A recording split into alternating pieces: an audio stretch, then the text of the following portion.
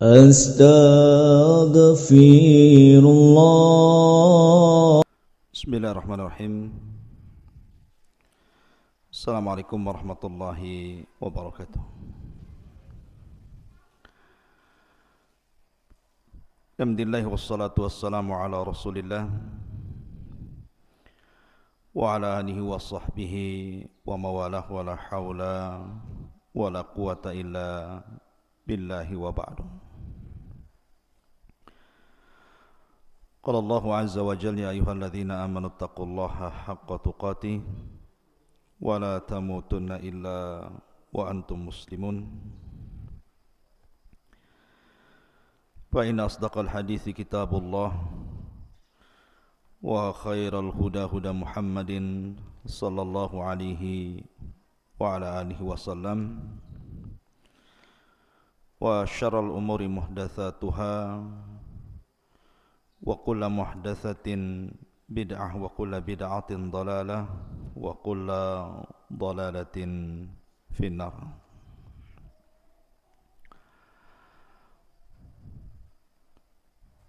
Alhamdulillah, ma'asyiral muslimin yang dimuliakan Allah Subhanahu wa taala. Di pagi hari ini kita bisa duduk di Masjid Jabal Uhud dan insyaallah mungkin setiap pagi dan malam sini kan biasa ada kajian, jadi mungkin antum yang biasa pagi menghafal Quran mungkin tersita waktunya kita buat kajian 1 jam, habis itu antum lanjutkan dengan tahfidz Al-Quran. Dan pembahasan di pagi hari ini kita akan membahas tentang kisah dalam Al-Quranul Karim, satu sosok yang dijadikan nama dalam Al-Quran yang kita sebut dengan Luqman Al-Hakim. Siapa Luqman Al-Hakim ini? Sampai-sampai Allah Subhanahu wa taala abadikan dalam Al-Quran, bahkan dijadikan satu nama dalam satu surat dalam Al-Quran, suratul Luqman. Tidak mungkin Luqman ini orang biasa.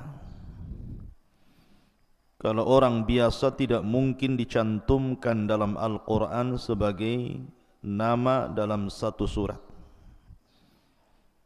Berarti Luqman ini orang hebat. Sampai-sampai Allah abadikan di dalam Al-Quran. Siapa Luqmanul Hakim ini? Hidup di zaman siapa dia? Apakah dia seorang nabi ataukah bukan? Lalu kenapa kemudian banyak dibicarakan manusia dari barat sampai ke timur, terutama mutiara-mutiara kalam hikmahnya? Ini yang kita akan bahas 1 jam ke depan. Ma'asyiral muslimin yang dimuliakan Allah Subhanahu wa taala, Luqman Al-Hakim diperselisihkan tentang nama, nasab dan laqabnya.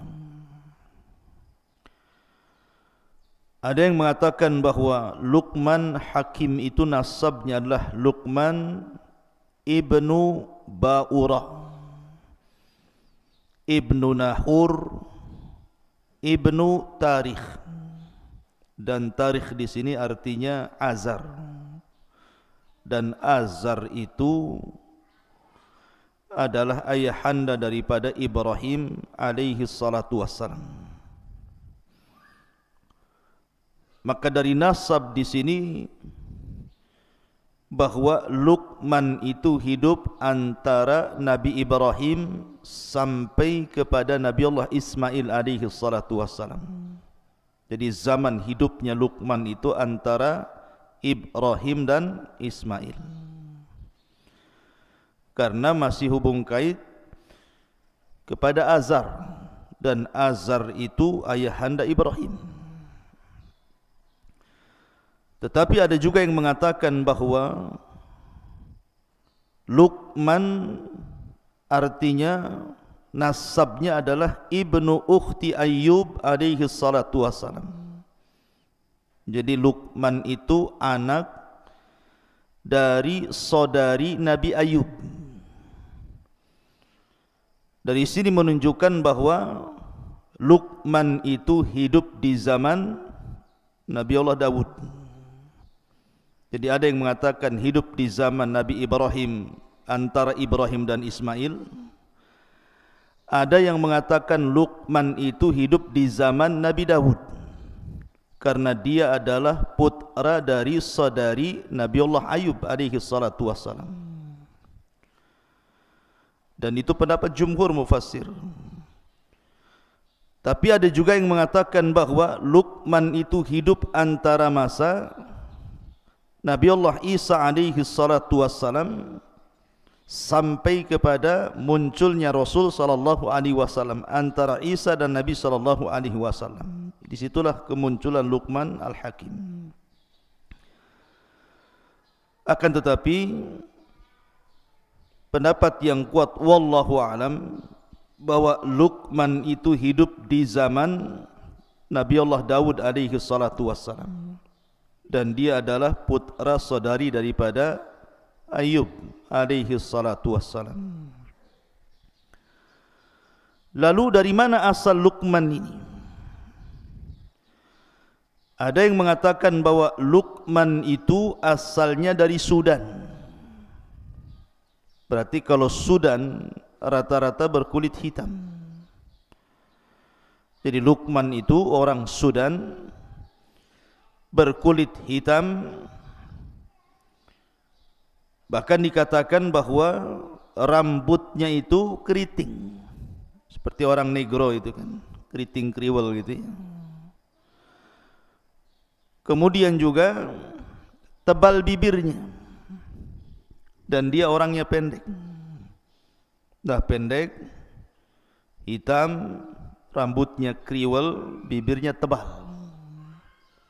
Itulah Luqman Al-Hakim. Artinya secara fisik Luqman itu bukan orang gagah, bukan pula orang ganteng. Justru secara fisik Luqman itu adalah orang-orang yang berkulit hitam. Dari sini ada faedah kenapa Allah Subhanahu wa taala cantumkan orang seperti namanya dalam Al-Quran. Maka Islam mengajarkan bahawa keutamaan itu bukan ditinjau fisik.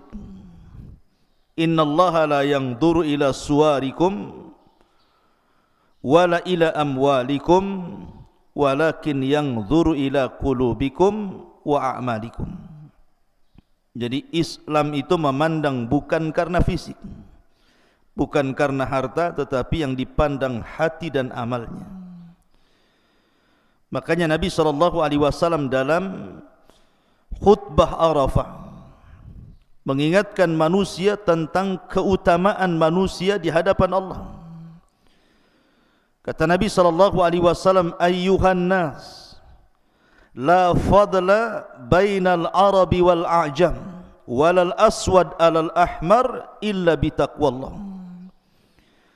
Wahai manusia, tidak ada istimewanya baik anda orang Arab ataupun non-Arab, baik anda berkulit hitam ataupun putih ataupun merah, tetapi keutamaan itu hanyalah ada pada takwa. Kemudian Rasul membacakan ayat inna akramakum indallahi atqakum. Jadi ada yang mengatakan Luqman itu adalah orang Sudan. Ada juga daerah Luqman di Sudan itu di kampung namanya Nubah. Ada satu kota namanya Nubah di Sudan, itulah Luqman itu hidup di situ. Tapi ada juga yang mengatakan bahwa Luqman itu adalah Habasyi, artinya Ethiopia. Tetapi yang masyhur bahwa Luqman itu orang Sudan dan hidup di kota namanya Nubah. Itu yang banyak dijelaskan oleh ahli tafsir. Ma'asyiral muslimin yang dimuliakan Allah Subhanahu wa taala. Adapun banyak dijelaskan para ulama siapa Luqmanul Hakim ini. Al-Imam Ibnu Katsir rahimahullahu taala mencantumkan dalam kitab Bidayah wa Nihayah, beliau mengatakan kana abdan. Luqman ini seorang hamba. Dari sini menunjukkan bahwa Luqman itu bukan seorang nabi. Ada memang sebagian ulama mengatakan Luqman itu nabi. Tetapi pendapat yang kuat bahwa Luqman itu abdan, seorang hamba, seorang budak. Subhanallah, dia orang merdeka, bukan orang merdeka loh ya, orang budak. Artinya dia ada tuannya di situ. Kalau seorang budak berarti bukan merdeka, diatur-atur oleh tuannya, karena perbudakan dalam Islam itu sama dengan barang diperjualbelikan. Tetapi istimewanya walaupun dia seorang budak, Luqman itu adalah orang yang diperhitungkan setiap mutiara kalamnya sampai diabadikan dalam Al-Quran. Maka dijelaskan juga beliau adalah kathirat tafkir, orangnya banyak mikir. Kemudian hasanal yakin, sangat baik keyakinannya kepada Allah Azza wa Jalla. Ahabballaha fa'ahabbahu, karena dia banyak mencintai Allah, akhirnya Allah mencintai dia. Famannallahu alaihi bil hikmah, dan Allah anugerahkan kepada Luqman itu hikmah. Apa itu hikmah? Hikmah itu al-isabatu fil umur. Dia setiap ucapannya, setiap perbuatannya itu mencocoki kebenaran. Jadi dia kalau ngomong itu udah kayak wahyu saja. Makanya kemudian mutiara hikmahnya itu dipakai sampai di zaman jahiliyah, di zaman Nabi SAW sebelum diangkat menjadi Nabi dan Rasul. Orang-orang jahiliyah terkadang menukil-nukilkan ucapan Luqman sampai hari ini. Saking hebatnya Luqmanul Hakim ini. Ma'asyiral muslimin yang dimuliakan Allah Subhanahu wa taala. Lah Luqmanul Hakim dijelaskan oleh para ulama seperti yang dikatakan Sa'id ibn al-Musayyib. Sa'id ibn al-Musayyib ini seorang pemimpin para tabi'in. Sa'id ibn al-Musayyib mengatakan ketika beliau ditanya, ada orang yang berkulit hitam datang kepada Sa'id ibn al-Musayyib merasa hina karena kulitnya. Jadi dia merasa dihinakan manusia sehingga dia merasa rendah diri. Akhirnya dia datang kepada Sa'id ibn al-Musayyib bertanya soal kenapa Allah ciptakan dia berkulit hitam itu. Maka Sa'id ibn al-Musayyib mengatakan, la tahzan min ajli annaka aswad. Jangan sedih karena engkau berkulit hitam. Karena min akhyarin nasi thalatha, karena manusia terbaik di permukaan bumi ini ada 3 manusia dan semua berkulit hitam. Kemudian yang pertama disebutkannya Bilal ibn Rabah, berkulit hitam. Kemudian yang kedua Mahja maula Umar. Mahja maula Umar itu berkulit hitam. Dalam riwayat Najasyi, raja Ethiopia. Kemudian yang ketiga Luqmanul Hakim, aswad nubiyan. Dia seorang yang berkulit hitam, orang yang tinggal di Nubah. Maka dari sini Sa'id bin Musayyib ingin menjelaskan bahwa kepada orang yang merasa kecil hati gara-gara fisik, gara-gara berwarna hitam kulitnya, dia mengatakan jangan sedih, karena manusia-manusia terbaik sepanjang zaman itu ada yang berkulit hitam. Sudah disebutkan 3 orang. Pertama Bilal, yang kedua Mahja, yang ketiga Luqman. Dalam riwayat Mahja diganti dengan Habasyah, raja Ethiopia, raja Habasyah namanya Ashamah ibn Afjur. Semua berkulit hitam, tetapi mereka adalah orang-orang pilihan dalam Islam. Siapa yang tidak kenal Bilal? Sandalnya saja masuk surga sebelum orangnya.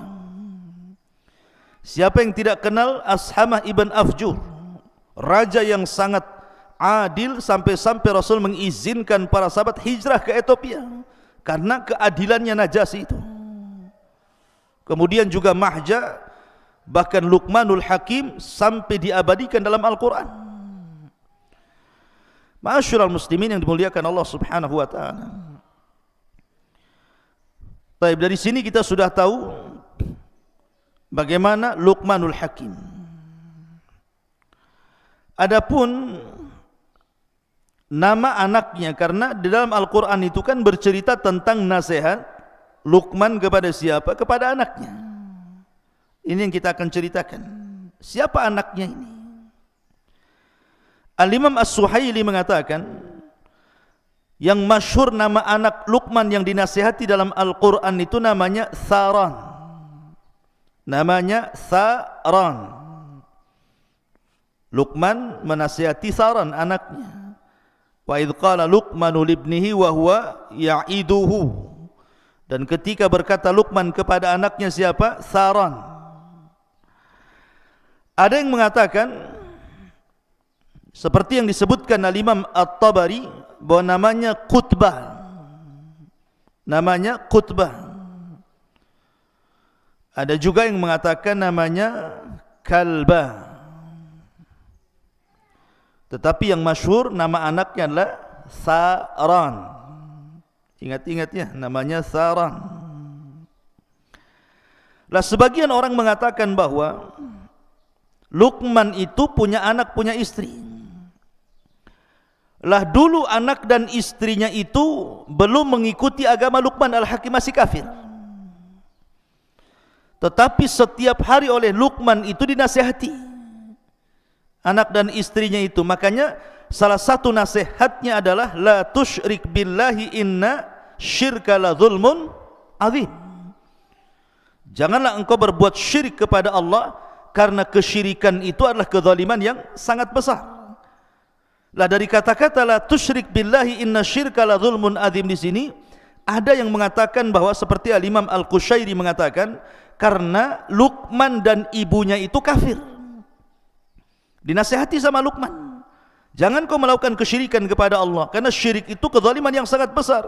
Jadi setiap hari nasihati, akhirnya keduanya mendengarkan ucapan Luqman, belakangan masuk Islam, masuk ke agama Luqman Al-Hakim. Ada yang mengatakan seperti itu. Adapun yang menunjukkan bahwa Luqman itu adalah seorang hamba, seorang budak, ada sebuah hadis yang dikeluarkan Al-Imam Ibn Jarir dari Ibn Waqi'. Jadi suatu ketika tuannya Luqman itu memanggil Luqman dan mengatakan, ya Luqman, idbah lana hadhihi syah. Wahai Luqman, sembelihkan untuk kami seekor kambing. Maka Luqman pun menyembelih kambing itu. Kemudian kata tuannya, ya Luqman, akhrij atyaba mudghataini fiha. Wahai Luqman, ambilkan dari badan kambing itu yang sudah kau sembelih, kau sukuliti itu, dua perkara dari kambing itu yang paling baik. Dari anggota badan kambing yang paling baik itu keluarkan, kemudian serahkan kepadaku. Kemudian tiba-tiba Luqman mengiris apa? Mengiris lidah kambing, kemudian mengambil hati kambing, diserahkan kepada tuannya dan mengatakan, inilah dari badan kambing yang paling baik, lisan dan hatinya.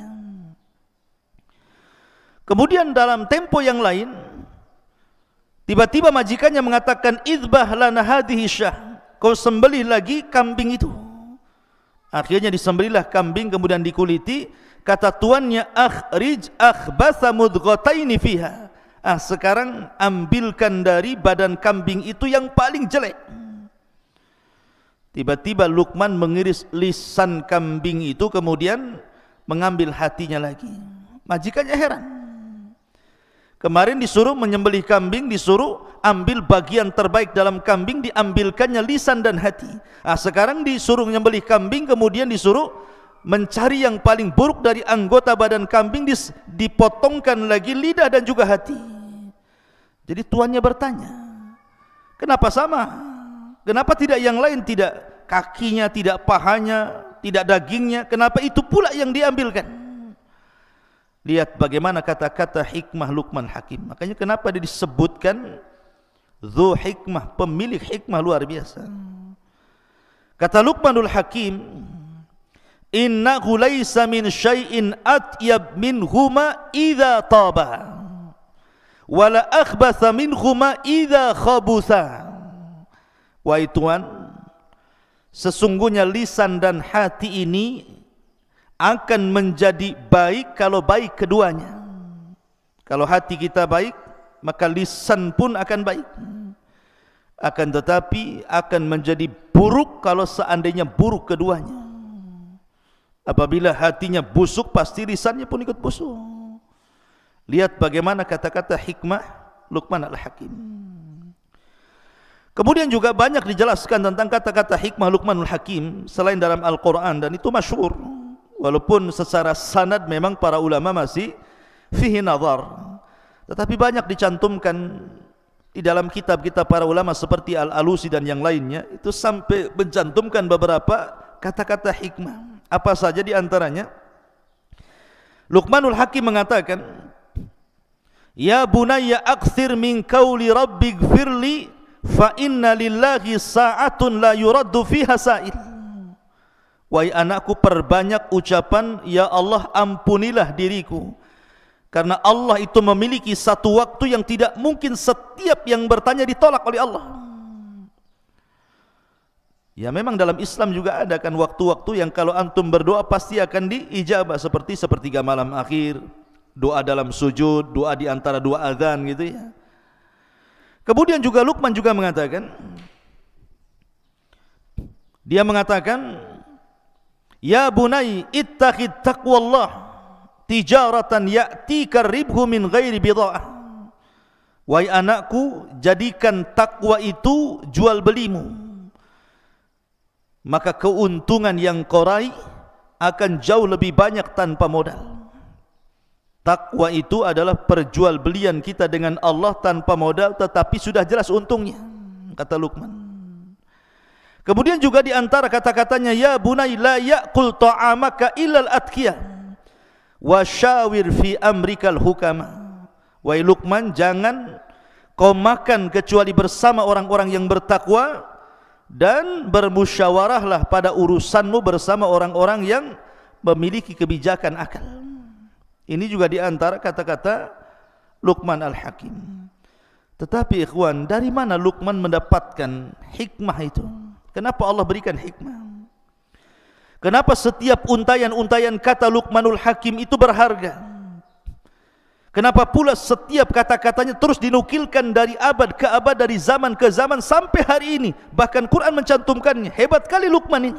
Ada apa dengan Luqman ini? Suatu ketika Luqman ini ditanya, dari mana anda mendapatkan hikmah itu? Lihat jawaban Luqman. Dia mengatakan, bi ghaddi basari, karena aku selalu menundukkan pandangan. Wa kaffi lisani, dan aku selalu menjaga lisan. Wa iffati mat'ami, dan aku selalu menjaga makanan yang kumasukkan ke dalam perutku. Wa hifdi farji, dan selalu aku jaga kemaluanku untuk tidak berzina. Kemudian wa hifdi jari, dan aku selalu muliakan tetanggaku. Wa wafa'i bi ahdi, aku selalu menjaga setiap amanah yang diberikan kepadaku. Wa tarki ma la ya'ni, dan aku meninggalkan sesuatu yang tidak bermanfaat kepadaku. Fadzakal ladzi yusayyirani kama tara, itulah yang menjadikan kenapa aku seperti ini, kata Luqman. Oleh karena itulah maka kenapa Luqman itu diberikan seperti itu ya karena dia banyak menjaga hal untuk dirinya. Makanya suatu ketika Luqman ini melihat Nabi Daud sedang memintal-mintal besi. Nabi Daud itu kalau membuat baju perang bukan dipanasi kemudian dipentung gitu ya kayak pandai besi, tidak. Jadi Nabi Daud itu kalau buat pandai besi itu pakai tangannya saja dikual-kual itu ya. Kemudian dipelintir-pelintir akhirnya jadi baju. Nah Luqmanul Hakim suatu ketika berada di samping Nabi Daud yang sedang memintal-mintal membuat baju besi itu. Ketika itu Luqman ingin bertanya, maksudnya kenapa seperti itu? Tapi Luqman urung untuk menanyakan perkara itu, tidak jadi. Dia terus memperhatikan Nabi Daud sampai baju besinya jadi. Setelah baju besinya jadi, tiba-tiba kemudian Nabi Daud kemudian meletakkan di badan Luqman Al-Hakim, kemudian menjelaskan kenapa dia membuat baju besi seperti itu. Baju besi terbaik yang pernah dibuat Nabi Daud untuk Luqman Al-Hakim. Dari sini kata Luqman Al-Hakim, kenapa dia tidak jadi dan urung menanyakan kepada Nabi Daud soal baju besi itu. Kata Luqman Al-Hakim, setelah kemudian selesai Nabi Daud membuat baju besi, kemudian dipakaikan di badanku dan aku lihat ini baju besi terbaik, barulah Nabi Daud menjelaskan kenapa. Baru aku tahu bahwa diam itu adalah hikmah. Diam itu adalah hikmah. Karena begini, terkadang ada orang yang penasaran gitu, orang ini lagi bicara, kadang-kadang kita ini sudah nyela-nyela dia, padahal kalau seandainya kita dengar dia sampai selesai bicara, tentu kita tahu jawabannya, sudah jelas perkaranya. Tapi ada orang yang tergesa-gesa itu, dia baru ngomong A, kita sudah ngomong B, dia ngomong D, kita udah ngomong C, jadi akhirnya berdebat, tidak tahu ujung pangkalnya. Maka terkadang diam itu emas. Dengan diam saja lama-lama paham, oh iya maksudnya ini begini begitu ya, tanpa harus mempertanyakan, nanti jelas sendiri maksudnya. Lah itu kata Luqman, itu bagian daripada hikmah. Itulah Luqmanul Hakim, luar biasa.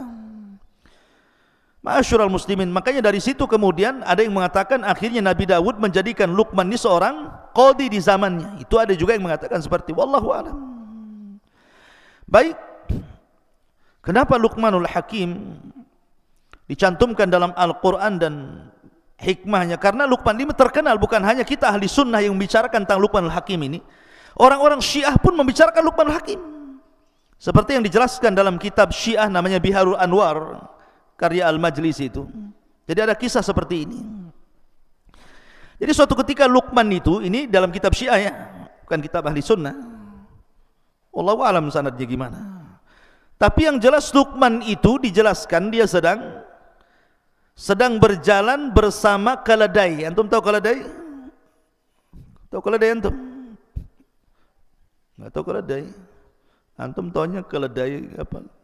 Kacang kedelai. Ya, ini bukan kacang kedelai. Keledai. Keledai itu kayak kuda. Ya. Jadi Luqman ini berjalan sama anaknya. Dia naik di atas keledai. Anaknya pula dia bawa tali kekangnya. Kata orang-orang di pasar, tega banget Luqman itu. Dia naik di atas keledai, anaknya pula suruh jalan kaki katanya. Dengarlah Luqman kata-kata itu. Akhirnya kemudian dia ganti. Dia yang turun dari keledai, anaknya suruh naik.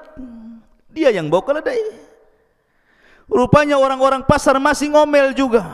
Kurang ajar anaknya katanya. Masa bapaknya suruh jalan, anaknya pula yang naik keledai katanya.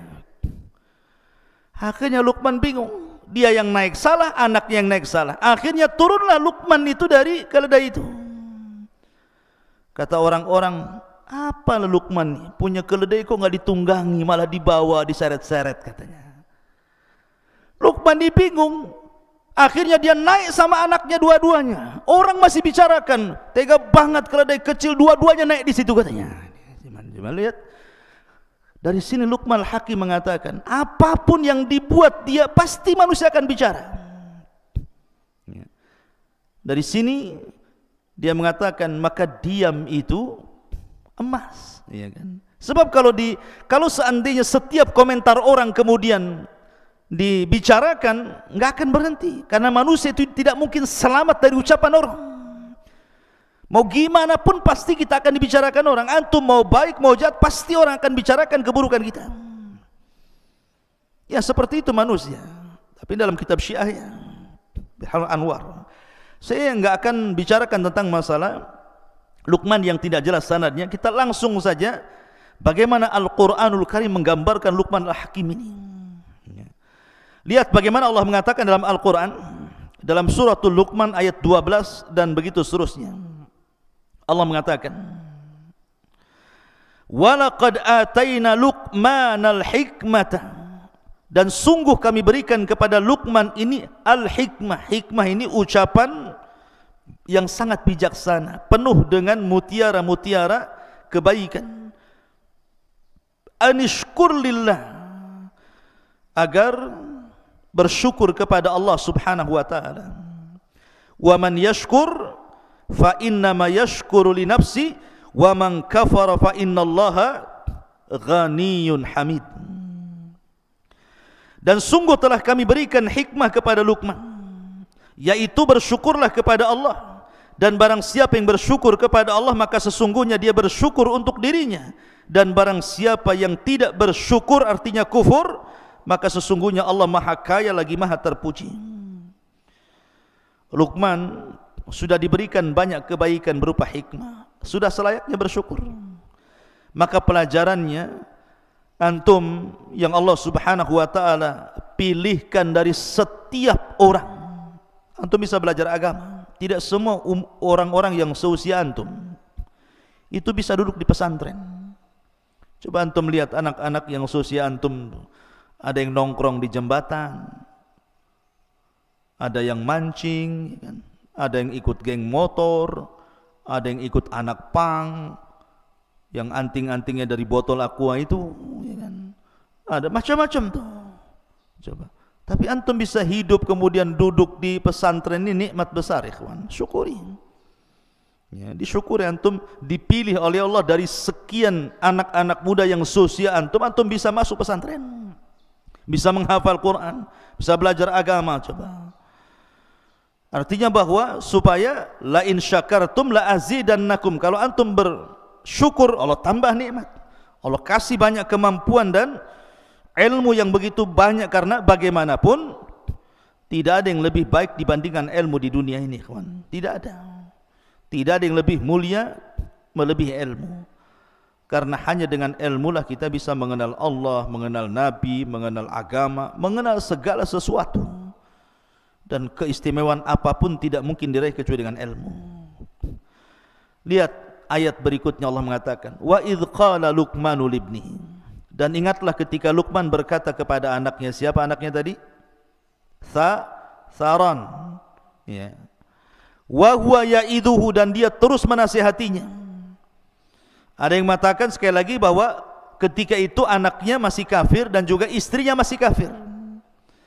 Makanya Luqman mengatakan, la tusyrik billah, inna syirka la zulmun azim. Jangan sekutukan Allah, karena kesyirikan itu kezaliman yang sangat besar. Dari sini Luqman mengikuti thariqah para nabi. Apa thariqah para nabi? Walaqad ba'atsna fi kulli ummatir rasulan an i'budullaha wajtanibut taghut. Dan kami utus pada tiap-tiap umat ini seorang rasul, di mana tugasnya mereka hanya menyampaikan tauhid, sembahlah Allah dan jauhi sesembahan selain Allah alias taghut. Dia mendahulukan dakwah tauhid. Makanya antum nanti kalau sudah terjun di masyarakat, maka yang pertama kali menyerukanlah dakwah tauhid. Hancurkan kesyirikan, ajak manusia menyembah Allah Subhanahu wa taala. Karena di zaman sekarang terlampau banyak orang-orang yang terjerumus kepada kesyirikan. Mulai orang datang ke dukun, orang percaya tangkal, padahal di zaman sekarang loh ya, masih percaya klinik itu kan aneh. Tetapi begitulah syaitan menundukkan manusia agar tidak mentauhidkan Allah dan dijerumuskan kepada kesyirikan, sehingga banyak orang-orang cerdas, pandai, sekolah tinggi-tinggi masih juga datang ke dukun ya, memelihara tangkal, jimat dan yang semacamnya. Kemudian Allah mengatakan, wa wassaynal insana biwalidayhi. Setelah Luqman menasihati anaknya, agar jangan menyekutukan Allah, kemudian belakangan anak dan istrinya masuk Islam, mentauhidkan Allah. Baru Luqman mengingatkan tentang wasiat bahwa amalan terbaik setelah tauhid apa? Birrul walidain. Ingat birrul walidain, ikhwan. Antum ketika mondok di sini itu dalam rangka birrul walidain.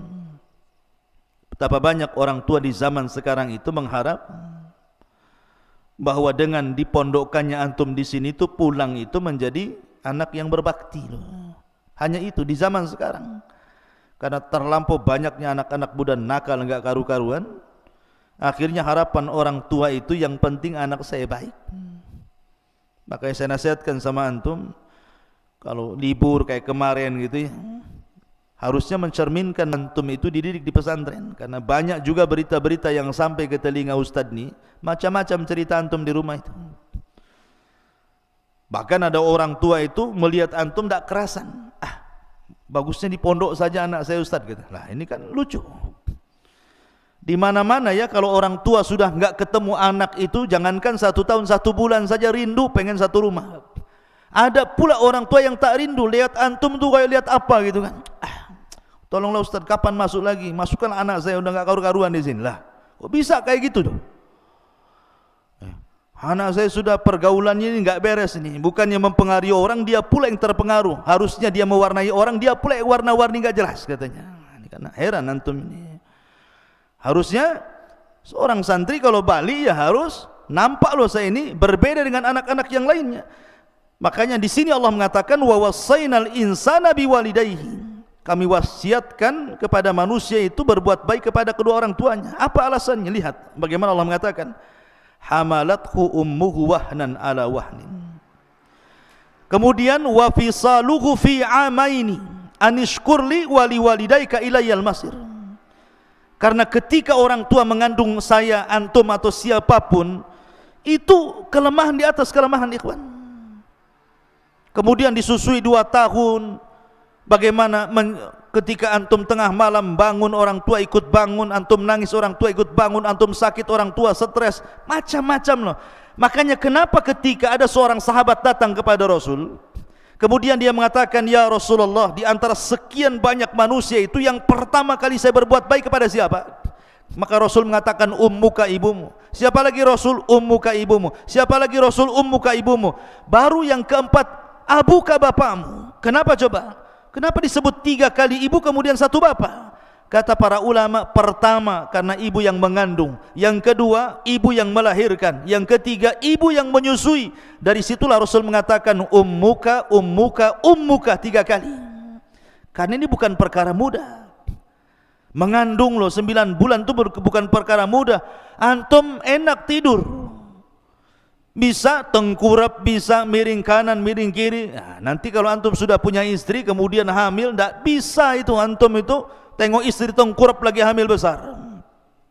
Nggak bisa, tidur saja satu posisi, stres dia. Ya. Belum lagi kemudian melahirkan, meregangkan nyawa. Makanya Abdullah ibn Abbas radhiyallahu anhuma atau Abdullah ibn Umar radhiyallahu anhuma, ketika ada orang menghajikan orang tua dari negeri yang sangat jauh. Zaman itu kan belum ada kendaraan, belum ada macam sekarang ada alat untuk bawa orang sakit gitu ya. Digendong dari negerinya itu loh, jalan kaki sampai ke Mekah. Kemudian dia tawaf, digendong ibunya, sa'i digendong ibunya, lempar jumrah digendong ibunya, sampai selesai manasik haji 6 hari itu ibunya berada di pundaknya sampai kelelahan, keletihan. Dia datang kepada Abdullah ibn Umar radhiyallahu anhu dan mengatakan, wahai Abdullah ibn Umar, apakah dengan aku menggendong ibuku dari negeriku sampai ku hajikan, selesai haji sampai keletihan, sudah kutebus kebaikan kedua orang tua ku, wahai Abdullah ibn Umar? Lihat jawaban Abdullah ibn Umar, walau zafara min zafaratiha. Ketahuilah bahwa hentakan nafas ibumu saat melahirkan kamu, 1 kali hentakan itu tidak bisa ditandingi. 1 kali hentakan, coba bayangkan, tidak bisa ditandingi.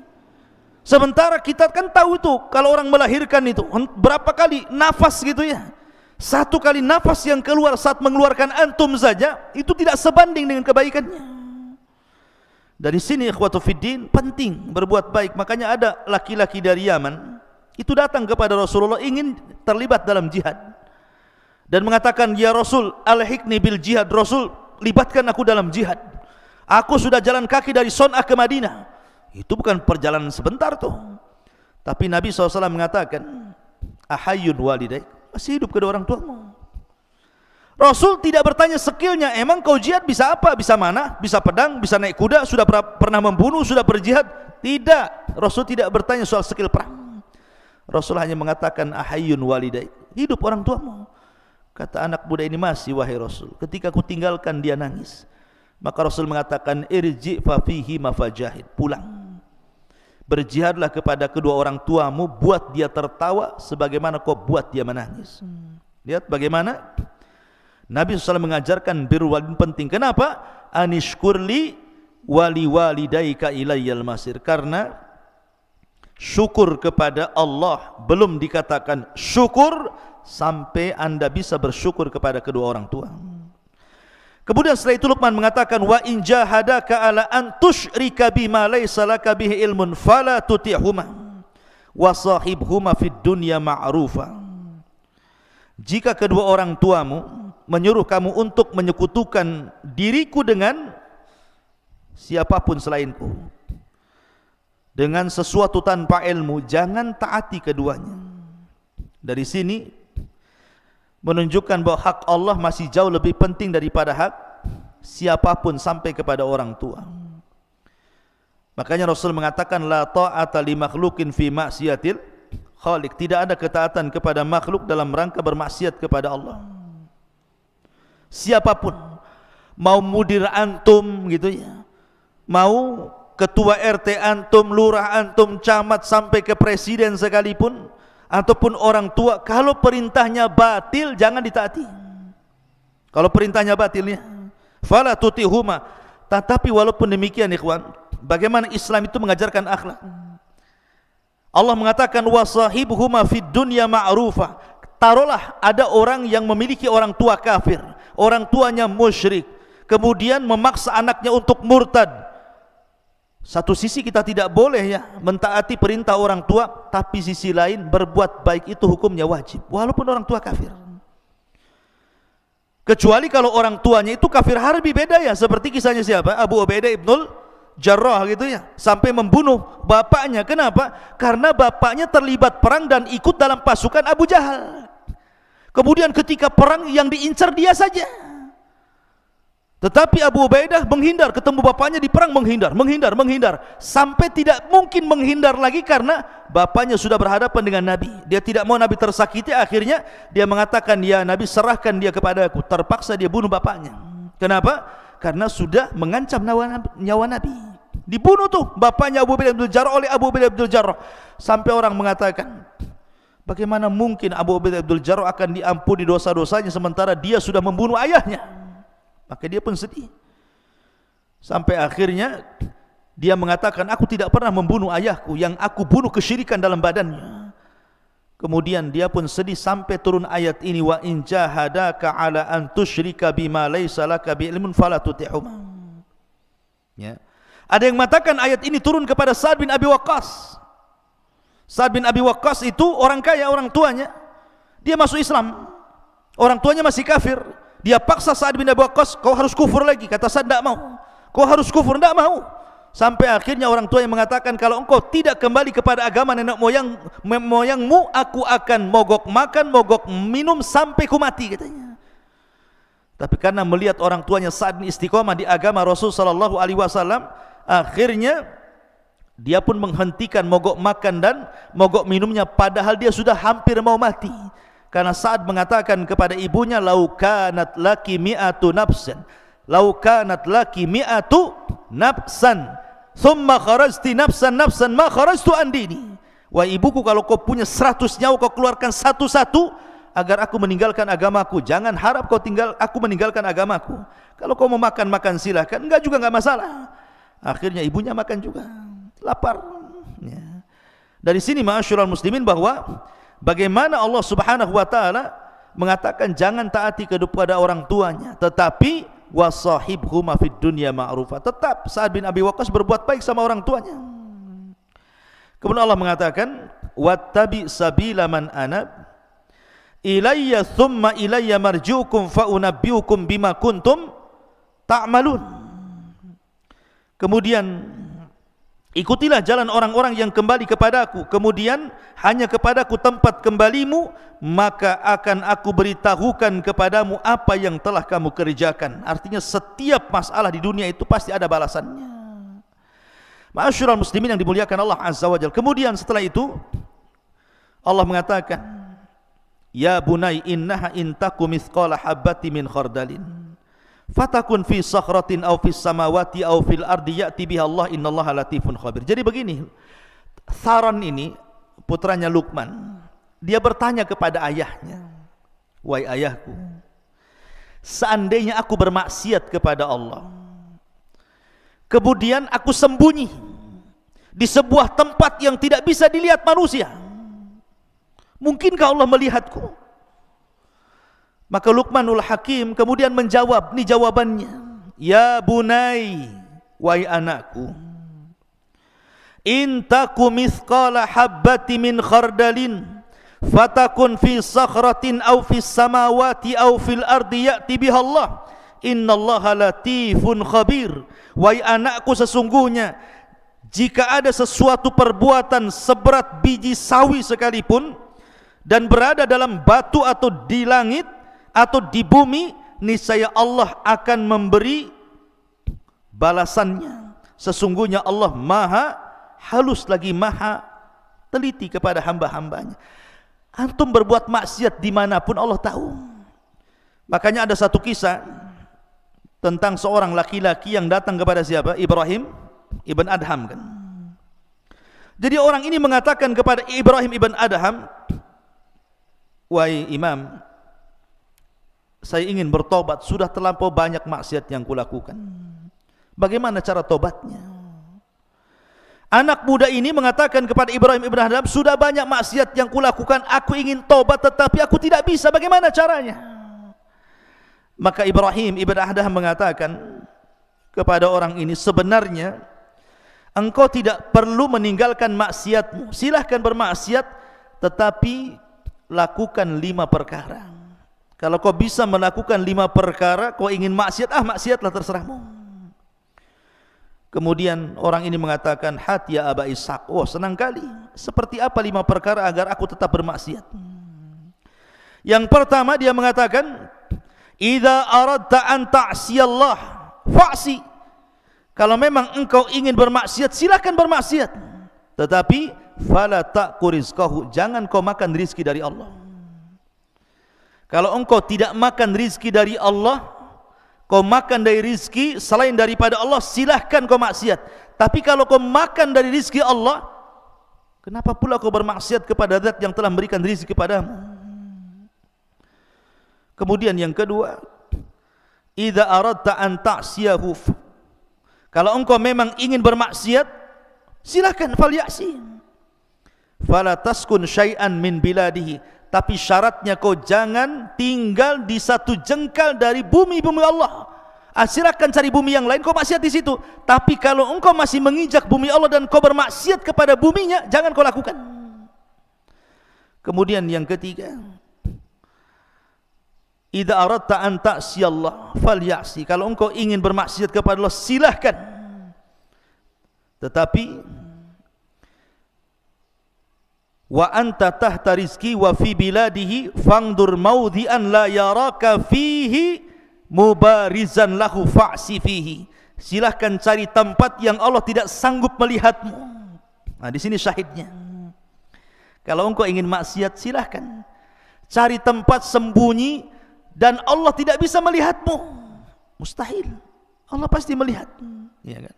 Maka dari sini ikhwatu fiddin, ketika Luqman, anaknya Luqman Tharon mengatakan, wahai abiku, kalau seandainya aku bermaksiat di tempat yang gelap, tidak ada orang yang tahu, mungkinkah Allah akan melihatnya? Maka Luqman mulai menasihati, wahai anakku, amalan baik atau buruk sebiji dzarah sekalipun, pasti Allah akan tahu dan akan membalasnya. Maka ini penting. Kemudian setelah itu Luqman Hakim mengatakan, ya bunayya aqimis salata wa'mur bil ma'ruf wanha 'anil munkar wasbir 'ala ma asabak inna dzalika min azmil umur. Wahai anakku, laksanakanlah salat dan suruhlah manusia berbuat yang ma'ruf dan cegahlah mereka dari yang mungkar dan bersabarlah terhadap apa yang menimpamu, sesungguhnya yang demikian itu termasuk perkara yang paling penting. Setelah kemudian menjelaskan tentang hak Allah, baru kemudian hak Allah yang paling penting setelah tauhid, kemudian Luqman menasihati agar kita salat. Ya, karena salatlah amalan yang menentukan semua amal yang lainnya. Begitulah Nabi mengatakan, awwal man yuhasabu bihil abdu yaumal qiyamah salatuhu, fa in saluhat salatuhu saluha sairu amalihi, wa in fasadat salatuhu fasada sairu amalihi. Artinya salat itu menentukan semua amal. Kemudian Allah mengatakan, wala tusair khaddaka linnas wala tamshi fil ardi maraha innallaha la yuhibbu kulla mukhtalin fakhur. Dari sini Luqman mulai bicara tentang akhlak. Luqman mengatakan kepada anaknya, dan janganlah kamu memalingkan wajahmu dari manusia karena sombong, dan janganlah berjalan di permukaan bumi dengan angkuh. Sesungguhnya Allah tidak suka orang-orang yang sombong dan membanggakan diri. Lihat bagaimana akhlak diajarkan Luqman kepada anaknya. Artinya apa yang kita sombongkan coba? Wallahu akhrajakum min butuuni ummahatikum la ta'lamuna syai'a. Ketika kita dikeluarkan dari perut ibu, kira-kira apa yang terjadi dengan bayi? Tidak tahu apa-apa, melihat pun belum, mendengar pun tidak bisa, bergerak pun terbatas, tenaga pun tidak ada. Baru kemudian tumbuh besar, Allah berikan pandangan, Allah berikan pendengaran, Allah berikan akal, kecerdasan, kemudian tenaga kuat. Tiba-tiba yang satu jadi profesor, yang satu jadi pilot, yang satu jadi dokter, yang satu jadi macam-macam. Tiba-tiba sombong. La haula wala quwata illa billah. Itu semua nikmat Allah. Makanya kenapa al jaza min jinsil amal, bahwa setiap perbuatan itu disesuaikan dengan perbuatannya. Nanti pada hari kiamat orang-orang yang sombong itu akan diciptakan oleh Allah seperti dzarrah, seperti semut kecil. Di padang mahsyar itu orang-orang yang sombong itu nanti badannya dikecilkan oleh Allah seperti semut. Kemudian akan berjalan di antara orang-orang yang besar, terkadang terinjak, terkadang harus menghindar dari kaki orang. Itu orang sombong, dia merasa besar di dunia, di akhirat dibuat kayak seperti semut yang akan diinjak-injak manusia. Al jaza min jinsil amal. Kalau Allah mengatakan waqsid fi masyik waghdud min sautik inna ankaral aswat la sautul hamir. Dan yang terakhir Luqman mengatakan, dan sederhanakanlah dalam berjalan dan lunakkanlah suaramu, sesungguhnya seburuk-buruk suara adalah suara keledai. Begini ikhwan, perhatikan kalimat seburuk-buruk suara, suara keledai. Yang menciptakan keledai siapa? Allah. Yang menciptakan suara keledai siapa? Allah. Yang mengatakan seburuk-buruk suara keledai siapa? Allah. Apa coba? Yang menciptakan keledai Allah, yang menciptakan suara keledai Allah, yang mengatakan seburuk-buruk suara adalah suara keledai Allah juga. Apa hikmahnya? Terkadang ikhwan, ada orang-orang yang Allah ciptakan dari manusia itu, yang memang Allah takdirkan lisannya itu selalu menjelek-jelekan manusia. Yang menciptakan dia Allah, yang menciptakan dia bisa bicara Allah, tetapi orang ini pula seburuk-buruk suara. Maka antum di masyarakat akan antum temui orang-orang yang seperti ini. Antum tidak akan selamat dari ucapan manusia. Seperti tadi kisah tadi ya, Luqman naik keledai salah, anaknya yang naik keledai salah, dua-duanya naik keledai salah, dua-duanya tidak naik keledai salah, dibicarakan orang. Ada orang ingin supaya tidak dibicarakan orang, akhirnya kemudian tidak keluar dari rumah. Dibicarakan juga, oh jangan-jangan sakit dia. Kenapa dia tidak keluar rumah katanya? Ketika sering keluar rumah, ngapain orang ini mondar-mandir saja kayak nggak ada kerjaan. Ketika kadang di rumah, kadang enggak, dibicarakan juga. Manusia itu akan ngomong seperti itu. Orang itu tidak akan selamat. Jangankan sekelas kita, sekelas para nabi. Nabi Musa alaihi salatu wassalam dibicarakan oleh kaumnya. Jangan-jangan Musa ini enggak mau mandi sama kita, jangan-jangan punya penyakit tutup badannya itu. Akhirnya suatu ketika Nabi Musa mandi di sini, kaumnya di sana. Diletakkan bajunya di atas batu. Allah buat batu itu bergerak. lari batu itu, dikejar Nabi Musa lagi telanjang, karena masalahnya pakaian di atas batu itu.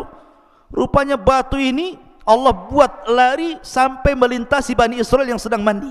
Nabi Musa ngejar sambil telanjang. Kata orang-orang ketika melihat badannya Nabi Musa, demi Allah tidak ada badan yang lebih indah daripada Nabi Musa. Lihat, Nabi Musa loh tidak lepas daripada ucapan orang, gara-gara enggak mau mandi sama-sama. Padahal Nabi Musa itu orang yang paling malu dengan Allah.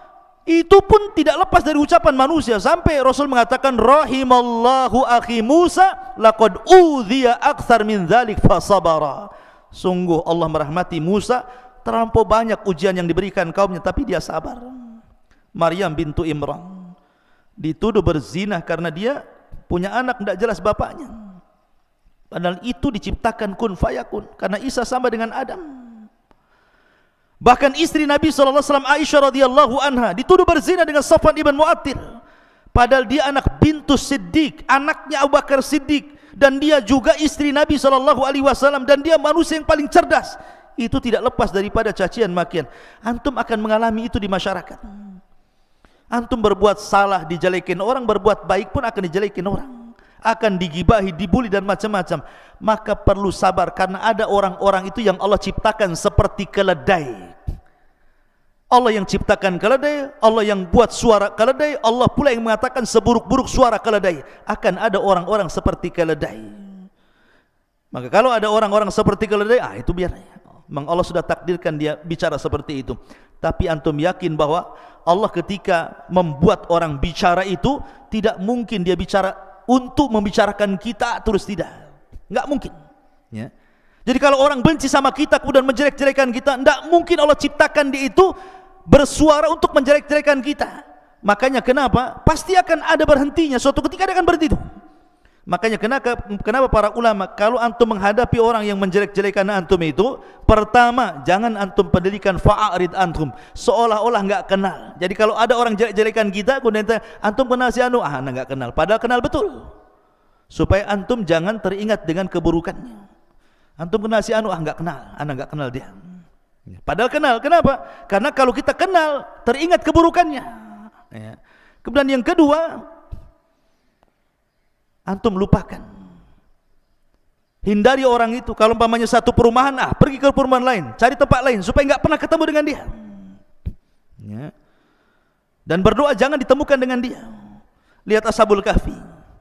Ashabul Kahfi itu ditidurkan oleh Allah Azza wa Jalla, dihindarkan dari musuh-musuhnya selama 300 tahun lebih. Tiba-tiba bangun, musuhnya sudah kalah tanpa perang. Cukup dengan tidur saja sudah mengalahkan musuh. Jadi kalau melawan orang-orang yang menjelek-jelekan kita, tidur saja antum. Biarkan dia jelek-jelekan, kita tidur saja. Biarkan dia yang sibuk membicarakan kita, kita sibuk mimpi dalam tidur kita. Nanti lama-lama pusing dia, karena nggak ada tanggapan dari kita, ya. Dari sini maka pelajaran Luqman ini penting, ikhwan, kalau kita pelajari. Karena juga waktu yang sangat singkat, tapi yang jelas ini sangat berharga. Mudah-mudahan ada manfaatnya. Subhanakal bihamdika asyhadu an la ilaha illa anta astaghfiruka wa atubu ilaik. Allahu ta'ala alam. Assalamualaikum warahmatullahi wabarakatuh.